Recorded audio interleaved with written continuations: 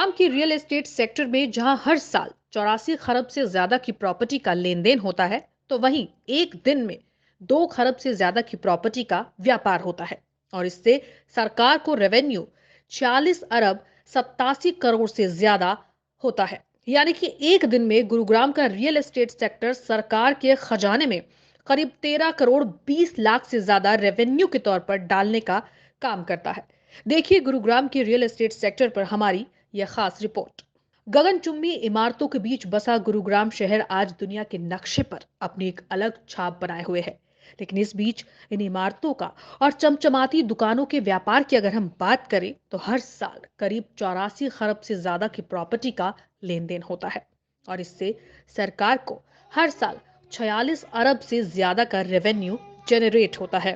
अगर गुरुग्राम की बात करें, तो गुरुग्राम में एक दिन में अकेले रियल एस्टेट सेक्टर से रजिस्ट्रेशन फीस और स्टाम्प ड्यूटी के तौर पर 13 करोड़ 20 लाख 5 हजार 145 रुपए सरकार के खजाने में जमा होते हैं।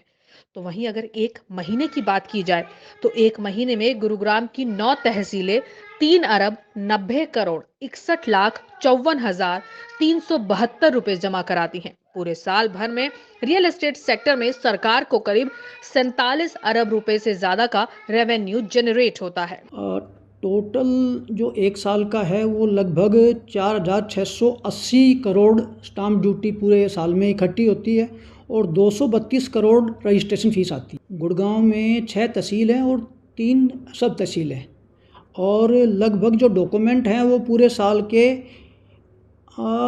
1,37,000 के करीब है पूरे साल के। सबसे ज़्यादा तो वज़ीराबाद है और सबसे कम जो है वो पटौदी है जी। यही कि यहाँ पे डेवलपमेंट बहुत ज़्यादा हुआ है, इससे मिलेनियम सिटी और विदेशों से भी यहाँ पे इन्वेस्टमेंट हो रहा है। हर एक कोई गुड़गांव की तरफ ही आ रहा है और बहुत दिल्ली के लोग आ रहे हैं और भी दूसरे जगह से भी लोग आ रहे हैं और प्रॉपर्टी तो महंगी है ही है। हाँ बिल्कुल बिल्कुल, अगर हर साल प्रॉपर्टी के दाम तो बढ़ ही रहे हैं और उसी हिसाब से आपके जो स्टाम्प ड्यूटी है, रजिस्ट्रेशन फीस है, वो भी बढ़ेगी ही बढ़ेगी। प्रदेश में जहां गुरुग्राम जिला सरकार को सर्वाधिक रेवेन्यू देने वाला जिला बना हुआ है, तो वहीं जिले की वजीराबाद तहसील भी सबसे अधिक कमाई वाली तहसील बन गई है। इस तहसील के अंतर्गत सबसे अधिक जमीन की खरीद फरोख्त होती है। गुरुग्राम जिले के सरकार को रजिस्ट्री करने और स्टाम्प ड्यूटी से ज्यादा हजारों करोड़ों की कमाई हुई है और उनमें सबसे ज्यादा हिस्सेदारी वजीराबाद की है। रियल एस्टेट सेक्टर के जानकारों की माने, तो गुरुग्राम के विकास के बाद यहाँ लोगों ने अपना आशियाना बनाने में काफी दिलचस्पी भी दिखाई है। चाहे देश के किसी भी कोने में हो या फिर विदेश में कोई रह रहा हो, वो भी गुरुग्राम में ही अपना आशियाना बनाने की चाह रखता है। ऐसे में यहाँ जमीन की खरीद फरोख्त में इजाफा हुआ है। गुरुग्राम दिल्ली के बेहद नजदीक है और एयरपोर्ट के बिल्कुल नजदीक है। ऐसे में गुरुग्राम में बड़े बड़े हाईवे और कनेक्टिविटी बेहतर होने के चलते यहाँ हर कोई रहना और बसना चाहता है। गुड़गांव का रियल एस्टेट मार्केट जिस तरह से आगे चल रहा है, जिस तरह से लोग गुड़गांव में शिफ्ट कर रहे हैं, गुड़गांव में प्रॉपर्टियां खरीद रहे हैं, वो सब गुड़गांव को एक अच्छा भविष्य की तरफ ले जा रही है। जो रिवेन्यू सरकार को मिलती है, वो रिवेन्यू डेफिनेटली इस विकास के प्रोसेस में लगता है।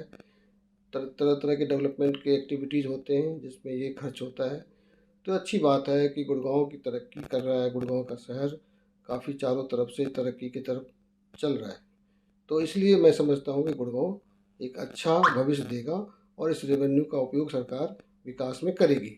क्योंकि जितने भी रियल एस्टेट की सिटीज़ हैं इंडिया के अंदर में, गुड़गांव उसमें सबसे प्रायोरिटी पे इसलिए आ गया कि दिल्ली के करीब है, प्लस एक तो पॉलिटिकल कैपिटल है दिल्ली, और दूसरा अब धीरे धीरे गुड़गांव जिस तरह से आईटी हब बनता जा रहा है, बेंगलोर और गुड़गांव जिस तरह से आपस में एक होड़ मची हुई है, तो गुड़गांव डेफिनेटली उनके प्रेफरेंस में है कि मैक्सिमम लोग गुड़गांव को ही अपना घर चुनना चाहते हैं।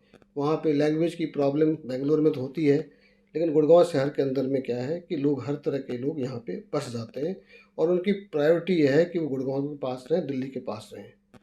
एयरपोर्ट होने की वजह से भी गुड़गांव अच्छा लिंक देता है, प्लस अलग अलग डेवलपमेंट हो रहे हैं, द्वारका एक्सप्रेस वे बन रहा है, प्लस जो इंफ्रास्ट्रक्चर कॉरिडोर बन रहा है, ये डेफिनेटली गुड़गांव को बूस्ट देगा। अधिकारियों के मुताबिक जिले में गुरुग्राम, मानेसर, वजीराबाद, सोहना, पटौदी समेत 9 तहसील और सब तहसील हैं, जिसके अंतर्गत ये रेवेन्यू जनरेट हुआ है। सबसे अधिक रेवेन्यू वजीराबाद तहसील से आया है, जबकि पटौदी तहसील में सबसे कम रेवेन्यू आया है। सरकार को होने वाली आय का सबसे बड़ा हिस्सा गुरुग्राम से ही आता है।